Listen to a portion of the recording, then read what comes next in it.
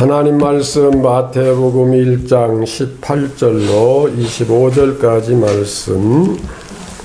지금 기간은 대강절 또는 대림절이라고 하는데 예수님 탄생하신 성탄절 전 4주간을 대강절 또는 대림절이라고 표현을 합니다. 이것은 주님이 오심을 기다린다. 또 기다리는 것은 무작정 기다리는 것이 아니라 맞이할 준비를 한다. 그런 의미에서 4주간을 대강절 기간이라고 합니다.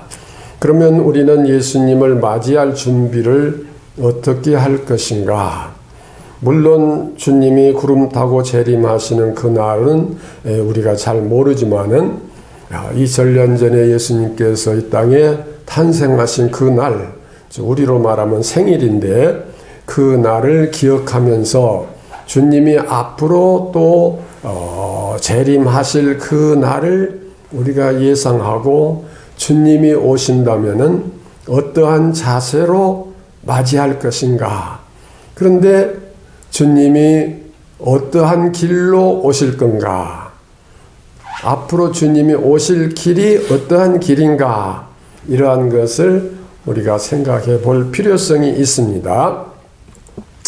자, 어떤 길로 오실까는 어느 고속도로 또는 어느 지방도로 이런 도로를 말하는 게 아니고 어떠한 길로 오실 건가는 어떠한 사람에게 오실 것인가. 물론 전 인류에게 오시지만은 우리 개인적으로 볼 때는 나 개인은 주님이 오실 길을 어떤 길로 준비를 해야 할 것인가. 그 길은 아까 말씀드린 것처럼 이 땅에 있는 고속도로가 아니라 주님이 기뻐하시고 주님이 함께 하실 수 있는 그러한 우리의 인격적인 모습을 말하는 것입니다. 그러니까 이제 며칠 후 맞이할 성탄절을 기해서 언젠가 우리 다시 오실 예수님을 영접할 자세를 어떻게 가질 것인가. 그러면은 이 자세라고 하는 것은 성탄절까지 며칠간을 말하는 것이 아니라 내 삶의 모든 날, 내가 부름을 받는 날까지 또는 내가 살아있는 동안에 주님이 재림하신다면 그 시간까지 영원히 우리는 어떠한 길을 예비하고 있어야 하느냐. 다시 말씀드리면 어떠한 신앙관을 가지고 살아야 할 것이냐. 그 길로 주님이 오신다고 하는 것입니다. 달리 표현해서 저쪽에서 주님이 오시는데 잘 몰라서 이쪽에서 기다리고 있다면 헛거예요. 예. 또 10처녀 비유도 있잖아요. 5처녀는 기름과 등불을 다 준비했는데 5처녀는 등불은 준비했는데 기름이 없어서 등불이 이제 다 꺼져가요. 그러니까 기름을 구하러 가는 사이에 벌써 신랑 예수님은 혼인잔치에 5처녀와 더불어 들어가고 늦게 온 처녀들은 다 이제 버림을 받는 그런 비유의 말씀도 있죠. 그러니까 우리는 항상 어떠한 자세로 주님을 맞이할 그런 자세를 갖춰야 되겠느냐. 자, 그런 차원에서 우선 주님이 오신 그 족보, 계보를 보면은 제일 처음에 뭐라고 말씀하셨냐면은 아브라함과 다윗의 자손 예수 그리스도의 세계라. 세계라는 말은 족보라 그런 뜻인데 어떠한 족보의 계통을 통해서 오셨느냐 하는 의미는 그 계보가 여러 가지 의미가 있지만은 의로운 사람의 계보라고 하는 뜻입니다.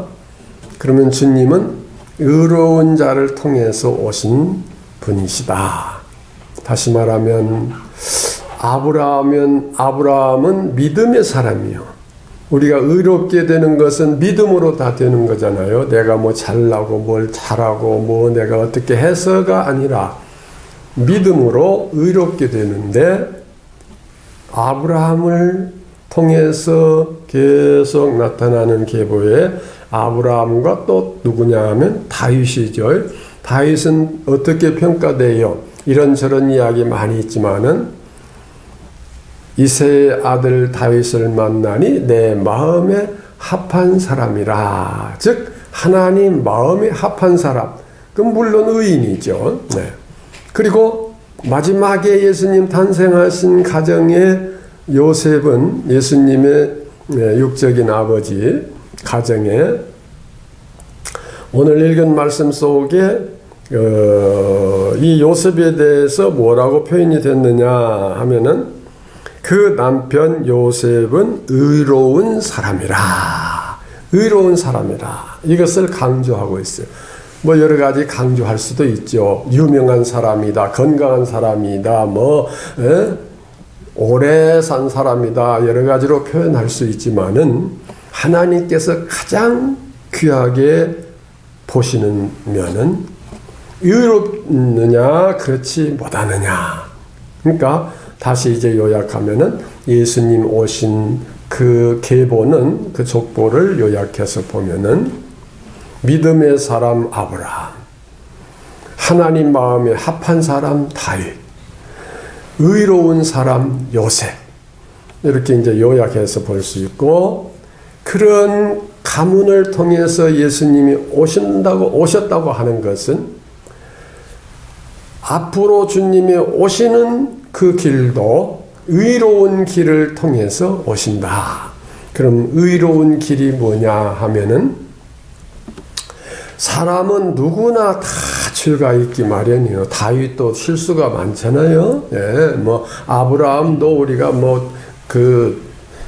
생애를 보면은 여러 가지 실수가 많아요. 그러나 결론적으로 의롭다고 인정받을 수 있는 것은 믿음으로 의롭게 되고 믿음으로 죄가 사해져서 의롭게 되는 것입니다.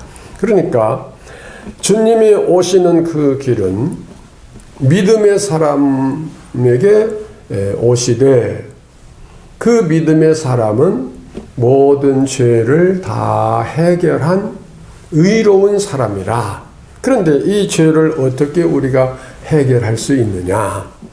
기도하고 회개할 때, 회개는 하나님을 믿기 때문에 회개가 가능한 것이고, 회개함으로 우리의 죄를 사하시고 용서하시고 의롭다 인정하시고 주님이 우리에게 오시는 것입니다. 물론 이 세계에 있는 모든 인류가 다 볼 수 있는 그런 분으로 재림하시지만 지금도 우리 각자에게 성령으로 오셔서 함께 하시는 예수님이십니다. 그러니까 이것은 이 세상 지식적으로 과학적으로 이렇게 설명하기는 어렵지만은 모든 인류에게 동시에 오시면서도 각자에게도 오시고 또 앞으로 먼 훗날 오시면서도 지금 내게도 오신다. 이러한 의미를 갖고 있습니다. 그러니까 언제 2000년 후에 3000년 후에 언제 후에 오실 예수님 그게 아니고 그때는 언제일지 몰라도 그 예수님이 지금도 내게 오신다. 항상 내게 오신다고 하는 전제하에서 주님을 어떻게 영접하실 것이냐, 주님이 어떠한 길로 오시느냐, 우리가 이런 것을 깊이 생각해 봐야 할 것입니다. 마태복음 7장 13절에는 좁은 문으로 들어가라. 멸망으로 인도하는 문은 크고 그 길이 넓어 그리로 들어가는 자가 많고 생명으로 인도하는 문은 좁고 길이 협착하여 찾는 자가 적음이라 그랬습니다. 자, 좁은 문으로 들어가라고 했는데 우리 예수님 좁은 문으로 오실까요? 이건 어떤 면에서 좁은 문이냐 하면은 힘들고 어렵다고 하는 의미에서 좁은 문인데, 힘들고 어렵다고 하는 것은 내 죄를 회개하고 모든 욕심과 자만, 모든 불의한 것을 버리고 하나님의 말씀대로 살려고 하는 애통하는 심정을 말할 때에 힘들고 어려운, 즉 좁은 문이라 이렇게 표현하고 있습니다. 그러나 진짜 주님이 오시는 길은 어떤 길이냐 하면은, 그러한 좁은 문의 삶을 통해서 내 모든 죄를 다 씻어버리고 회개했을 때에 만들어진 그 길은 바로 넓은 길이라 이렇게 표현할 수가 있고, 그 넓은 길이라는 표현은 달리 표현하면은, 우리 인격적인 표현을 한다면은 참 대범하고 너그러운 사람이라 이렇게 말할 수 있어요. 대범하고 너그럽다는 것은 뭐예요? 남의 허물과 남의 어떤 오점 단점을 꼬치꼬치 따져서 이렇고 저렇고 선은 이렇고 후는 저렇고 그러다 보면은 뭐 다 버릴 것밖에 없어요. 그러나 이러한 것도 용서할 수 있고 저러한 것도 포용할 수 있고 이러한 것도 이해할 수 있고, 다 그런 것들을 허물을 이해하고 용서하고 사랑하는 그 모습을 너그러운 모습이라, 대범한 모습이라, 큰 길로 주님이 오신다, 의로운 길로 오신다 이렇게 표현할 수 있는 것입니다. 그러니까 우리가 주님 맞이할 그런 성탄의 준비, 또 먼 훗날 언제일지는 몰라도 구름 타고 재림하실 그 예수님, 그런데 이번 12월 25일 성탄절이 먼저 올까요? 주님이 구름 타고 재림하시는 그날이 먼저 올까요? 경험상으로 봐서 구름 타고 오실 날은 좀 먼 훗날 오실 것 같죠? 그러나 먼 훗날 오신다고 하는 그 날을 성경에서는 곧 오신다 그렇게 표현하고 있어요. 곧 오신다. 그러면은 곧 오신다는 의미는 이렇게 생각해 봅시다. 어떤 어린애와 어른이 있는데, 어린애는 엄마가 오실 것을 곧 오신다 해서 기다리고 있는데 1시간이나 지나서 왔어요. 그러면은 어린애는 1시간이 긴 시간입니다. 그런데 어른은 엄마가 곧 오신다 했는데 사흘 만에 오셨어요. 벌써 왔어? 그럴 수 있는 표현도 될 수가 있습니다. 다시 말하면은 기다리는 사람의 입장에서 1시간이 너무 긴 시간이 될 수가 있고, 어떤 사람은 사흘, 나흘 됐는데도 벌써 왔어? 이럴 수도 있는 것처럼, 우리에게 곧 오신다고 하신 것은 주님이 계산하실 때에 2000년, 3000년, 만년, 1000만년 후에 오신다 할지라도 그것이 곧입니다. 네, 주님은 하루가 1000년 같고 1000년이 하루 같은 계산을 하시고 계세요. 주님은 시간과 공간을 초월하신다 그렇게 표현합니다. 다시 말하면은 공간은 장소죠. 이쪽에 계시면은 저쪽에 안 계셔야 되죠. 그런데 이쪽에도 계시고 저쪽에도 계신데 시간이 걸려서 이쪽으로 오셔서 이쪽에 계신 게 아니라 이쪽도 저쪽도 동시에 같이 계셔. 장소를 초월하는 거예요. 공간을. 그런 시간을 초월했다고 하는 것은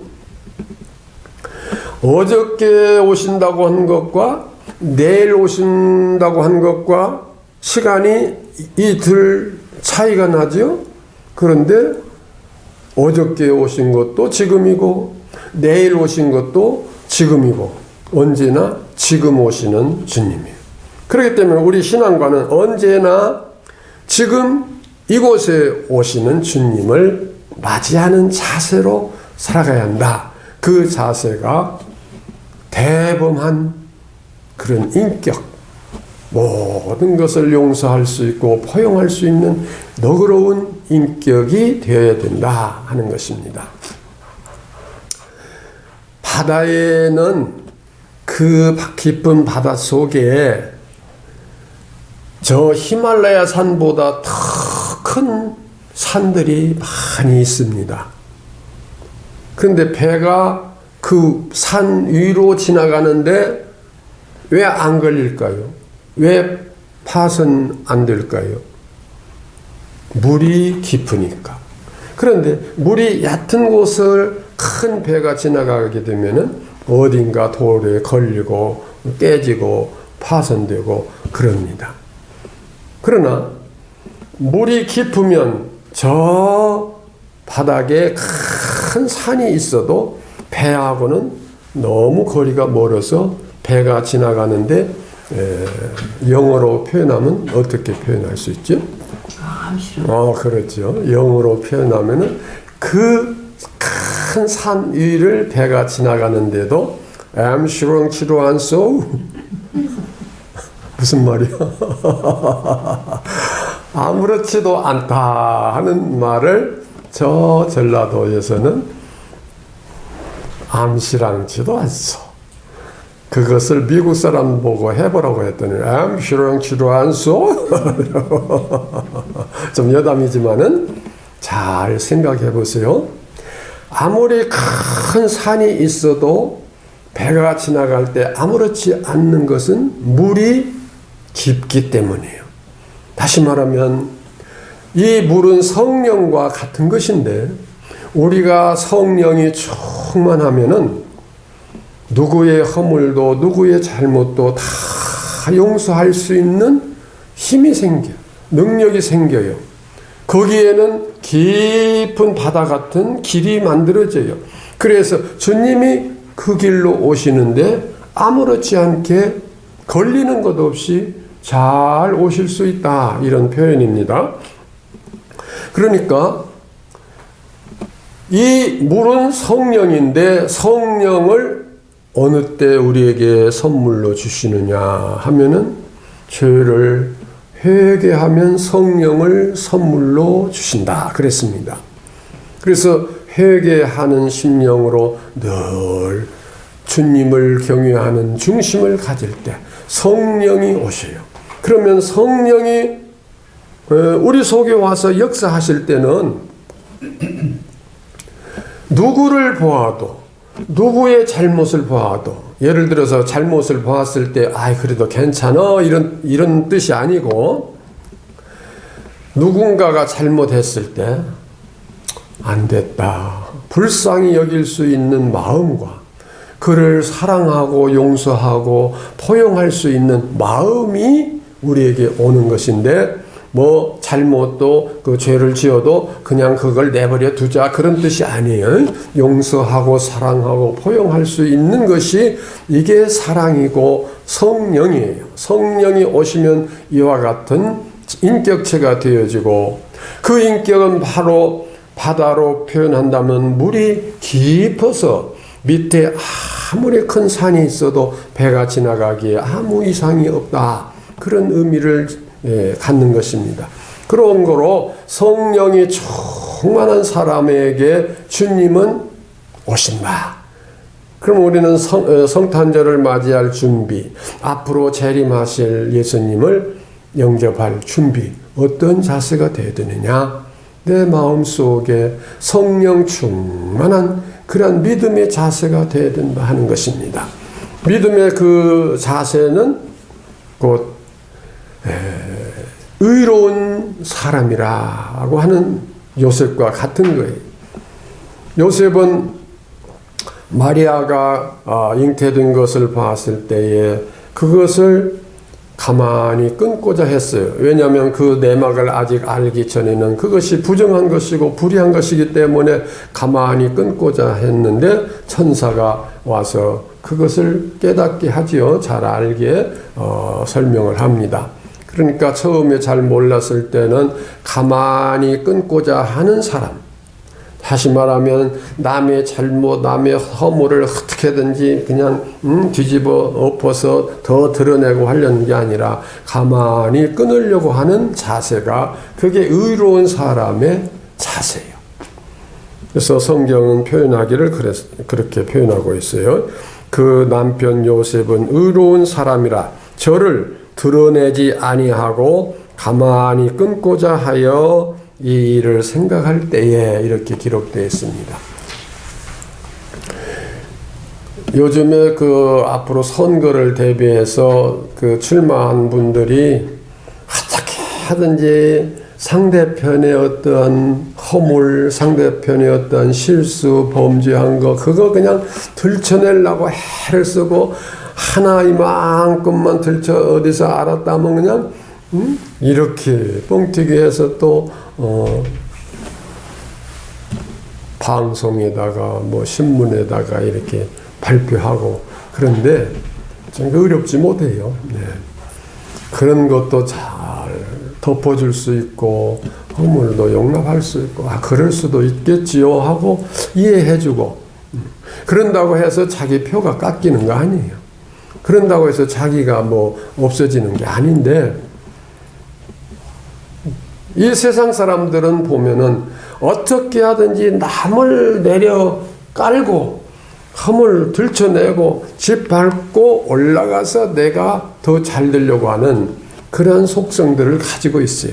그러나 우리 성도들은 남의 허물을 덮어줄 수 있고 남을 이해할 수 있고 사랑할 수 있고 용서할 수 있는 자세가 우리 속에 먼저 되어야 한다고 하는 것입니다.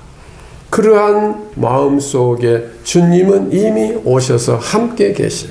자, 내 속에 주님이 오셔서 계신다면은 내가 어려운 문제를 놓고 고민할 때 이렇게 할까 저렇게 할까 지혜가 떠오르지 아니할 때 누가 대신 주님이 대신 내게 지혜로 그 일을 결정하게 만드시는 거예요. 그래서 믿음으로 산 사람은 지나온 과거의 모든 길을 보면은 그땐 참 그거 잘못됐는데 아이고 그렇게 안 됐더라면 좋을 걸 그런 경우도 있잖아요. 그러나 믿음으로 잘 생각해 보면은 역시 하나님께서 그렇게 인도해 주셨구나. 그게 하나님의 뜻이었구나. 그래서 그 모든 것이 하나님의 은혜로 깨닫게 되고 하나님께서 인도해 주신 것이고 하나님께서 나를 사랑하신 것이구나 이렇게 깨달아서 감사하고 그때 누구 때문에 그런 어려운 문제가 생겼는데 아이고 그놈만 아니었더라면 내가 그때 그런 어려움 안 당했을 텐데 그렇게 생각하지 아니하고 그때 그 어려움을 내가 당할 수밖에 없었는데 그 어려움을 준 사람도 역시 하나님께서 또 그렇게 하셨구나. 이렇게 이해가 되고 마음에 너그러움이 생기고 마음이 대범해지는 그런 인격체로 변화가 되는 것입니다. 그러면은 이제 한 가지만 더 간단히 생각하고 시간이 많이 됐으니까요. 죄가 뭐냐? 의가 뭐냐? 죄가 있다 하면 죄인이고 죄가 없다 하면은 의인이요. 그러면 의는 뭐냐? 죄는 뭐냐? 하나님의 말씀은 법인데 법을 어기면 죄고 법을 지키면 의고 그렇습니다. 우리가 얼른 생각할 때는 남을 욕하고 때리고 누군가를 죽이고 물론 죽이면 그건 살인죄인데 죽이면 죄다 그렇게 생각을 하는데 기본은 뭐냐? 본래의 기본은 뭐냐면 하나님 말씀을 지키는 것이 의이고 안 지키는 것이 죄다. 그럼 하나님 말씀이 남을 때리고 죽이라 그러진 않았잖아요. 예. 그러니까 하나님의 말씀에 너희 형제 중 미운 사람이 있으면 반드시 가서 죽이라 하면은 우리는 가서 죽여야 그게 의예요. 그러나 하나님 말씀에는 그렇게 않지요. 그러면은 어려운 자를 불쌍히 여기라 했어요. 그러면은 불쌍히 여기면 의고 어려운 자를 불쌍히 안 여기면 죄예요. 그것을 더 쉽게 표현하면은 제가 그런 표현 자주 했어요. 어린 아이가 철모른 어린 아이가 북북 기어가는데 한 발짝만 더 나가면 낭떠러지. 낭떠러지 떨어지면 뭐 백발백중 죽어요. 그런 상황인데 내가 얼른 가서 붙잡아 주면은 살 수 있고 내버려 두고 끝에 어떻게 되는가 보자. 내 애기도 아니고 우리 친척도 아니고 내가 그쪽으로 가라고 한 것도 아니고 내가 밀어놓은 것도 아니고 그러니까 나하고는 상관없다. 어떻게 되는가 보자 하고 봤더니 1초 후에 떨어져 죽었어요. 그러면 나는 어떤 사람입니까? 가서 잡아주면 살았을 텐데. 내가 안 잡아줬기 때문에 죽었다. 그렇게도 될 수 있죠? 그럼 나는 뭐예요? 살인자나 마찬가지예요. 하나님께서 보실 때는 내가 그리 밀었다, 내가 그리 가라고 말했다, 뭐 그렇게 해서 걔가 죽었다, 그걸 보시는 게 아니라 내가 잡아주면은 살 수 있었는데 안 잡아주었기 때문에 내게 그 죄를 물으시는 거예요. 살인죄를. 그것은 무엇과 같으냐? 오늘 성도들의 가장 큰 궁극적인 목적은 선교예요. 선교는 지옥 갈 사람들을 천국으로 인도해 주는 거지요. 지옥 갈 사람들이 많이 있는데 내가 전도해서 하나님을 믿고 경외하고 천국으로 갈 수 있는데 전도 안 하고 내버려 둬. 그냥 나만 그냥 예수 믿고 천국 가야지 하는 식으로 선교하지 아니하면 그 자체는 살인죄나 마찬가지인 거예요. 영적 살인죄. 지옥 갈 사람을 그냥 내버려 두고 구경만 하는 거예요. 나 마찬가지거든요. 그러니까 우리가 다 전도는 할 수 없어도 내가 최선을 다해서 어떤 상황, 어떤 관계, 어떤 시간, 어떤 장소에 따라서 내가 전도해야 할 사람이 있잖아요. 그런데 전도 안 해버리면은 하나님께서 보실 때는 마치 어린애가 지금 낭떠러지로 기어가고 있는데 내버려 두고 구경하고 있는 거나 똑같이 보신다. 그러니까 죄는 우리 인간적 생각으로 판단하는 것이 아니고 하나님 말씀에 뭐라고 하셨느냐. 자, 나그네를 불쌍히 여기고 과부를 불쌍히 여기고 또 병든 자를 또 옥에 갇힌 자를 이런 사람들을 불쌍히 여기라 하는 것은 나그네는 무엇이 나그네요? 집이 없어서 노숙하는 사람이 나그네요. 예. 뭐 멀리 무전여행 가는 사람이 나그네가 아니라 집이 없어서 노숙하는 사람이 나그네인데 그러면 집을 지어줘야겠네? 영적인 의미로 우리가 생각을 해야 돼요. 우리 집은 어디요? 천국이 우리 집이요. 이게 천국을 지금 몰라. 그래서 나그네 생활을 하는 그 사람이 그 홈리스. 예. 예수 안 믿는 사람은 나그네요. 또 고아가 누가 고아요? 아버지를 모르고 아버지가 없는 사람이 고아요. 하나님이 우리의 아버지신데 하나님을 모르고 그냥 살아. 그럼 고아나 마찬가지요. 그러면 그를 불쌍히 여긴다는 것은 고아에게 아버지를 찾아 만나게 해주는 것이 불쌍히 여기는 거예요. 그럼 예수 안 믿는 사람을 예수 믿도록 선교하는 것이 그게 불쌍히 여기는 거예요. 과부가 또 뭐예요? 신랑이 없는 사람이 과부예요. 그럼 우리 성도들의 신랑은 누구요? 예수님이 우리 신랑이고 우리는 그의 신부요. 남자 여자 할 것 없이 다 우리는 예수님의 신부요. 그러면은 예수를 안 믿는 사람은 그냥 과부나 마찬가지. 그러니까 과부를 불쌍히 여기고 고아를 불쌍히 여기고 병든 자를 또 나그네를 불쌍히 여기라 하는 말씀은 한마디로 말하면 예수 안 믿는 사람, 예수님을 모르고 하나님을 모르는 사람을 불쌍히 여겨서 저들에게 복음을 전하여 그들이 하나님을 아버지로 부를 수 있고 천국을 갈 수 있고 하나님 예수님을 신부로 영접할 수 있는 그러한 복음의 길을 인도해 주라 하는 말씀입니다.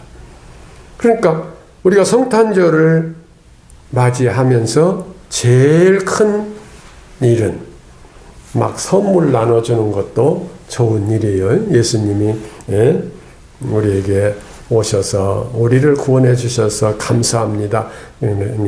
그 은혜 감사해서 산타크로스 할아버지가 돼가지고 막 누구 선물 나눠주는 것도 좋은데 이렇게 한번 생각해 봐요. 이번 성탄절은 내가 하나님을 참 기쁘시게 이렇게 성탄절 축하를 어떤 식으로 할까? 내 친구 중에 참 좋은 친구가 있는데, 그 친구가 아직 예수를 안 믿는데, 그 친구에게 예수 믿도록 잘 내가 좀 권면도 하고, 예수 믿도록 어떤 그 인간 관계를 잘 가져서 내가 그를 예수 믿게 만들어야 되겠다. 그런데 그걸 꼭 이번 성탄절까지 시한부로가 아니라 성탄절이 좀 지나더라도 또 성탄절 전이라도 어떻게든지 한 사람이라도 내가 하나님 앞으로 인도해야 되겠다. 그 중심을 우리가 뜨겁게 가질 때 거기 주님이 오시고 그게 대로를 만드는 것이고 주님이 오실 길을 예비하는 것입니다. 이러한 성탄절을 준비하시는 우리 모두가 될 수 있기를 주의 이름으로 축원합니다.